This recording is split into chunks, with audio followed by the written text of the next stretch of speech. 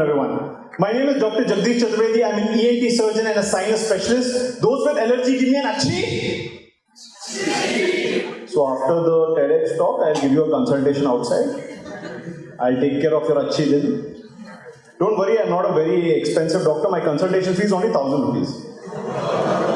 Yeah, I know why you're saying that. But you know, patients don't mind paying 1,000 rupees for me. You know why? Because of my name, Jagdish Chaturvedi. Paidaishi Buddha. Like that name, Jagdish Chaturvedi, sounds like a very old person.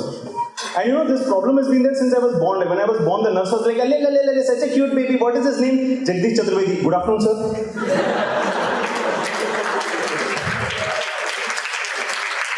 Sir, ho kya rahe hain? We have a position vacant in our institute. Oh, is it? Wonderful.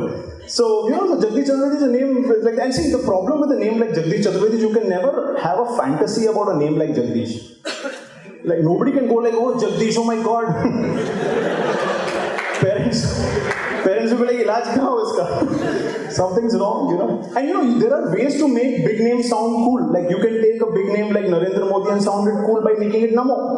Yeah, you can do that. But with my name, if you try doing that, I will still be Jachat.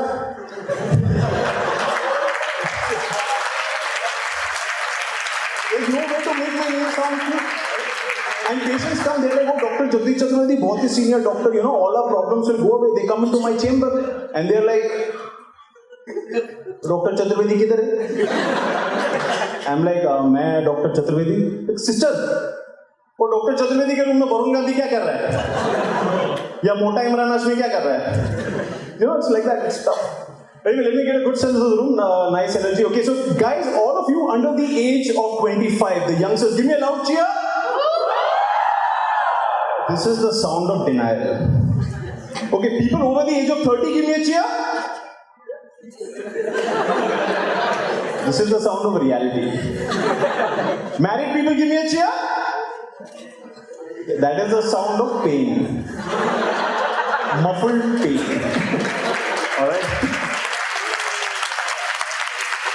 Well, I'm in my mid-30s and I'm married, so there's pain and pain for me everywhere.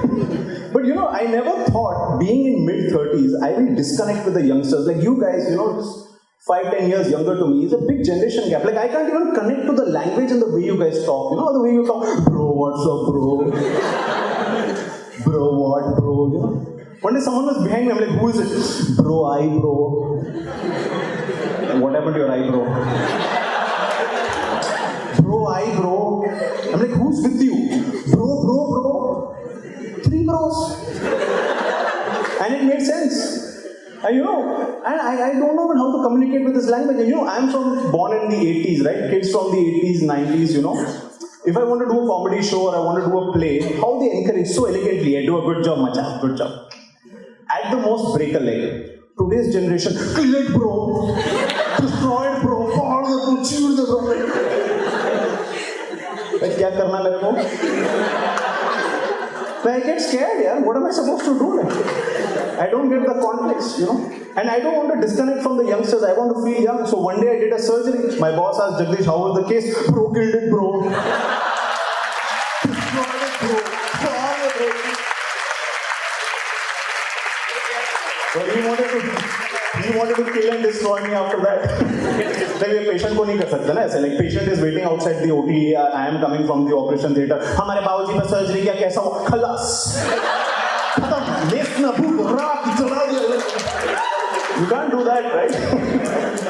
Because patients will beat us, and that's why I'm doing comedy for security reasons. Okay. So guys, that was my small set. Now let me tell you what happens behind doing something like this, okay? The art of doing what I did. Now let's take it one by one, right? When do you think the first laugh came since I came on stage? Roughly around what, 10 seconds? 10-15 seconds? Maybe a big laugh came in the first 30 seconds? Round of applause. How does that happen? Okay? So one of the things that we don't understand subconsciously is if you think about it, the room is the same, the stage is the same, right? And TEDx does not give a expectation of something funny to happen on stage, right? You're not expecting anything funny. So how is this happening? How are you guys the way you were now in the last 3 or 4 minutes? how did that happen? And it happens based on certain things that I did, which were like basic soft skills, which I'll talk to you about now. Like for example, humor and laughter has to be like a surprise. Like you won't know. If you know something funny is going to come, you're not going to laugh, right? So there are three things I'm targeting over here. One is, I'm targeting the environment. Like when are you the most funny? Like when do you laugh the most? Have all of you made somebody or the other laugh in your life? Yes. You have, right? You have. And have you laughed with some other people? Yes. You have. What is that environment generally? Most of the times it's with friends or it's with cousins, right? It's not usually with your boss. It's like, yeah, you don't do that. You're like, yes, sir. Whatever. You're not going to be like that with them. Also with your parents, maybe after a point of time, you become very formal. But there is an environment that is conducive to humor, which is when you're with your friends and when you're with your cousins. It's a very relaxed environment. No one's judging you, right? You can be yourself. You can do something silly and you can laugh. So how do you create that environment? So I am targeting, one is the environment of friendliness. And the reason why I'm doing that is by acting very friendly. Like if you look at the way I'm talking over here, it's probably more friendly or like an older brother because I'm much older than you guys. But it's something like that, right? And the third one is relatability. So if your mind is not going to connect to the environment, is not going to connect to the character, let me clarify, character is not me acting like someone else. We all have different characters as a part of our personality, right? Like you're a different person with your friends, you're a different person with your work, and you're a totally different person with your girlfriend, or boyfriend, or husband, or wife, whatever, right? You're different because you're in different zones, different environments, and you have a different character that plays in different places. So I have to create a character over here that connects the most to humor, which universally is friendly, non-judgmental, relaxed environment, portray a character of being a friend or an older brother, and that character has to be relatable. Like if I come here on stage and do something unrelatable, like "Aisa bolte hai na," you will still relate this to someone that you must have seen somewhere. But that's not a very common personality that you see. You might not even find. You'll feel like, "Ye thoda fake hai." Because why does that word fake come? It's because you feel that this person is not how he or she is supposed to be in your mind. That guy must be genuinely fake. Really, that's how that person might be, but it does not match with your thing. So it's very important that in the first 30 seconds to 1 minute, if you are planning to do something funny or you're planning to get an emotion across, you have to hit the environment, the character, and the relatability in the first 30 seconds. You don't do that, it's a hard battle after that. Because you've already established something in the mind. Because our mind first recognizes these three things and then listens to content. That's the way subconsciously we work. So if I don't tell you what you should think, you are going to think on your own something. And that might not be being friendly, that might not be being relatable, that might not be this environment, and then it'll be very hard to make you guys laugh. Like if I'm talking like this, you see the silence in this room, if I had started like this, it would be very hard for me to do the same jokes that I did just now. And I'm sure I won't get the same response. Right? So it's that first 30 seconds of getting this. And this is not as easy and said and done. It's very difficult, comes with a lot of experience. But what can you do to establish that? And there are 4 things that you can do to establish that. And one of the things that I'm doing is body language. You can see I'm like very casual in the way even though I'm wearing a suit. But I'm very casual in my, walking, standing style. Right? And that is kind of setting the environment early on. This is going to be a little bit of a friendly, casual conversation that we are having. Conducive to humor. Alright?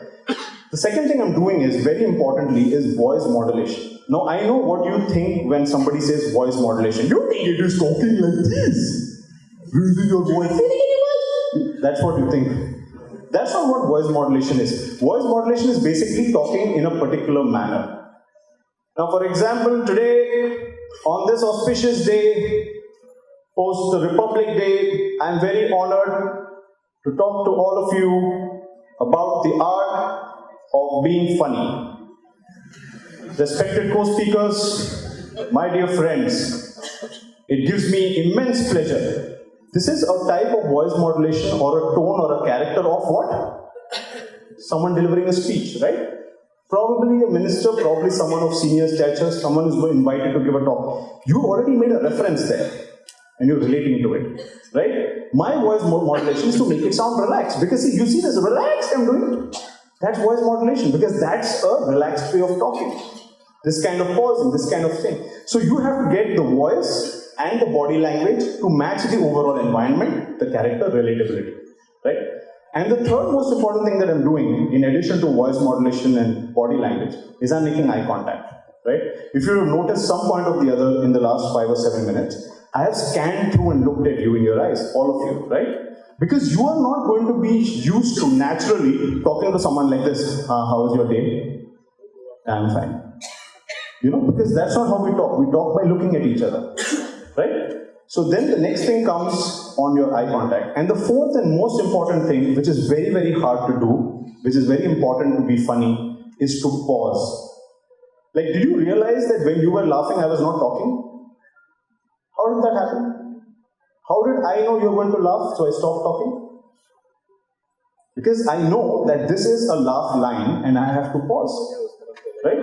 Like if you look at all the places where I got a laugh or a round of applause, I am not talking. There is zero overlap of me talking and you laughing. And it happened so beautifully. Because it's synchrony. Because comedy is not a passive performance. It is an active performance. I say half the lines and you say half the lines. The only difference is you don't know when your lines come and what your lines are. But I know what they may be. So I give you a chance. Right? And if that doesn't connect, it will be like falling flat, right? So it's very important to pause, and that pausing comes when you start doing this a lot of times, all right? Now, whether you can pause, you can be good at voice modulation, you can change your body language, you can make eye contact. What's going to make things funny at the end of the day is going to be your content. And nothing can beat that content, right? All of you are engineers, right? People who are in computer science, give me a cheer. Okay, single people, give me a cheer. So this is the reason why you guys go out and make technologies like Tinder. Alright? Because of your frustration over here. And you have no idea how these things affect people like me. Okay? From medical profession, you know. And you know, worst thing is, we got friends. How many of you have friends? Give me a cheer. After 10 years, you'll realize who's your friend, who's your not your friend. See, friendship is basically a delusion. Like, like, have you seen on your birthday the true colors of a friend comes out? Huh? Have you seen? Every birthday, take the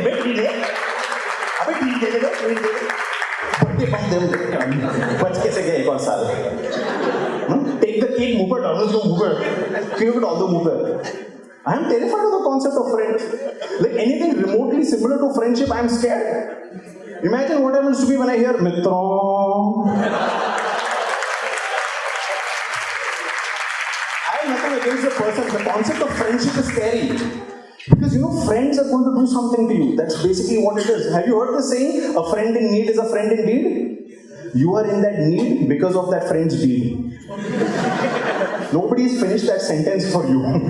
You realize that with experience, right? And friends have this knack of giving you terrible advice that sounds very cool.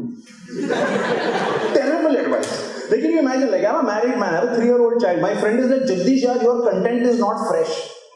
Talk something young. Young matlab? Talk about Tinder. Go on Tinder. If I go on Tinder, I'll actually need Tinder.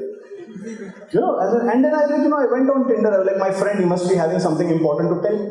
So I went on Tinder. Within 5 minutes, I get a match.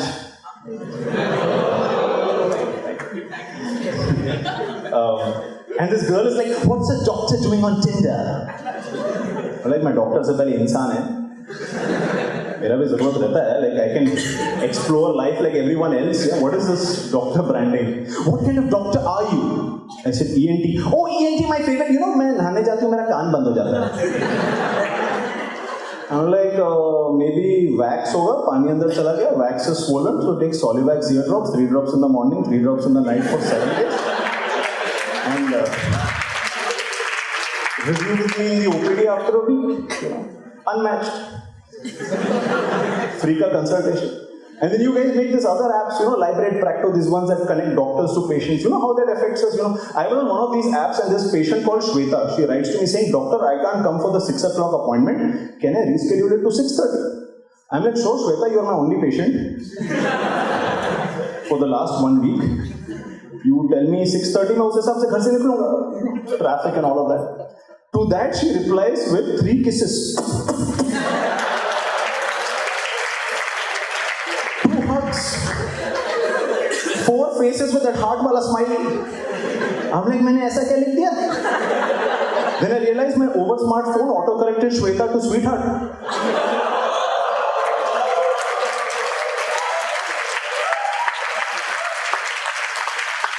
Consultation का dating हो रहा है, dating का consultation हो रहा है. Okay, now let's come back to the theory of this. Content is everything. Now see, I'll tell you how this idea came to my mind, right? Actually, I was doing an online consultation. This patient called Shweta wrote to me, and while I was typing to her, it automatically auto-corrected sweetheart. And I just got an idea, क्या मैं इसको लिख दूँ तो क्या होगा? And that's how the joke premise came, right? Now, if I were to restructure this joke by saying that, this auto-correcting business, I was once seeing a patient and it got auto-corrected from Shweta to sweetheart, and then she wrote me 2 kisses, 3 hearts, you will not laugh. Because structuring of a joke is structuring it like a magical act. It's like a magic show. You have to distract the audience and give them the punch when they are like, "Arey, ye kaise aa gaya?" Right? Because if you notice in that structure of the entire set, I build up with the Tinder joke, giving you a sense of, अच्छा ये apps के बारे में बात कर रहा है, with doctor and patient. Then I move to these apps, and if you notice or look back at this video whenever you are looking, you will see that the actual punch of the joke, which is Shweta being converted to sweetheart through autocorrect, is in the last 4 words of that entire set. Because I have kept distracting you and kept telling you something else, and then I hit it with the autocorrect, and I hit it with Shweta sweetheart to get a response. So it's the structuring of the joke and the content that has to go in addition to the body language, addition to the voice modulation, addition to the eye contact, addition to the pause, to meet the friendly environment of the character which is relatable. That is comedy, guys.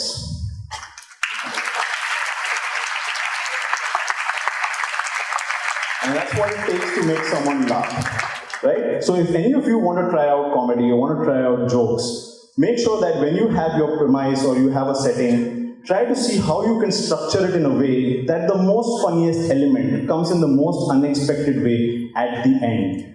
Because that is where you will pause for the laugh and the clap, and then work on the other things. So that's a brief update on, or my brief points on the art of being funny, and I hope you try how to do comedy and make people laugh and make this place a better place. Thank you guys very much.